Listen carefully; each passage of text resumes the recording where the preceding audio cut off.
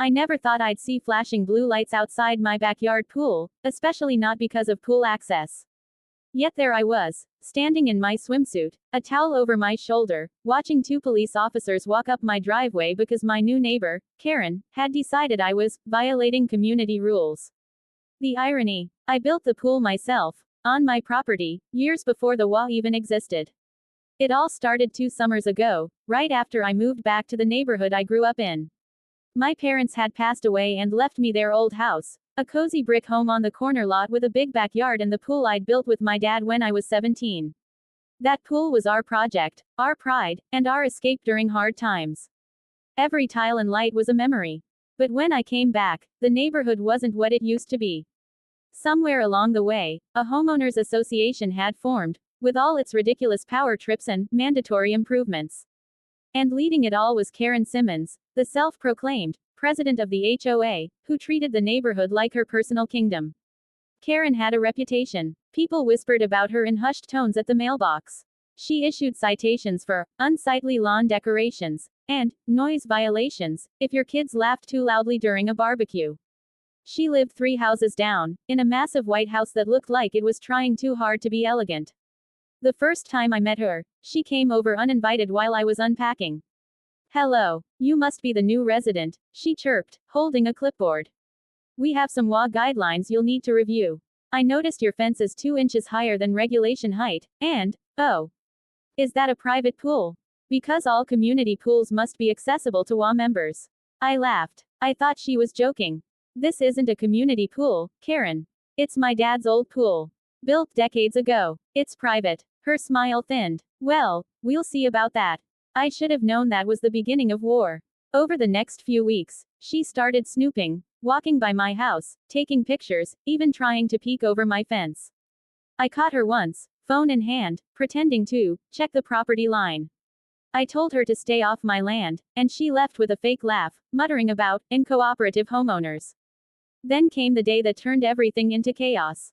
It was a blazing hot Saturday. I'd invited a few friends and my sister over for a small pool day. Nothing crazy, just music, food, and laughter.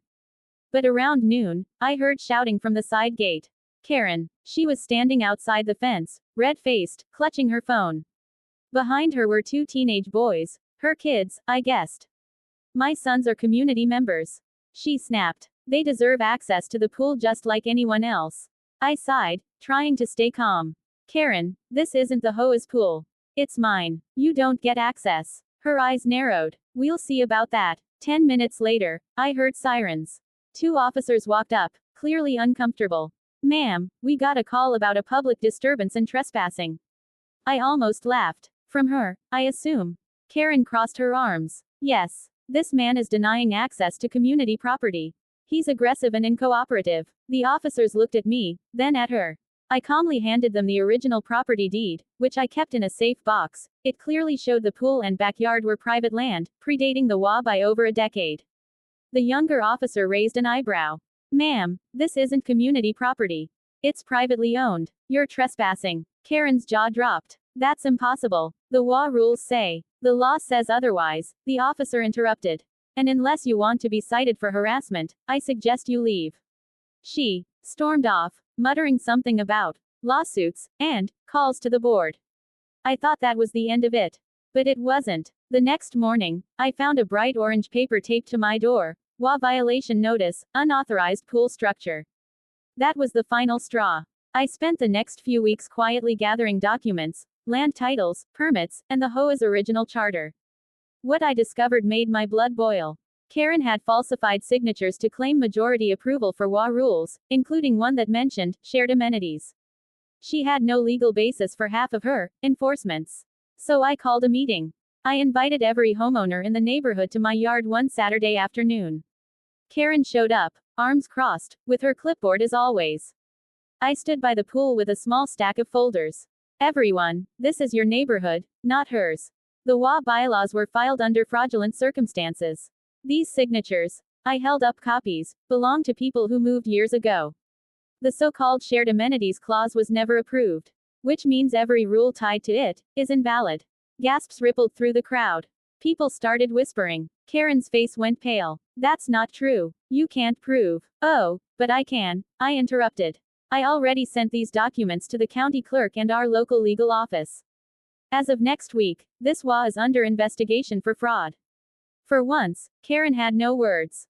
When the investigation finished, the county officially dissolved the HOA.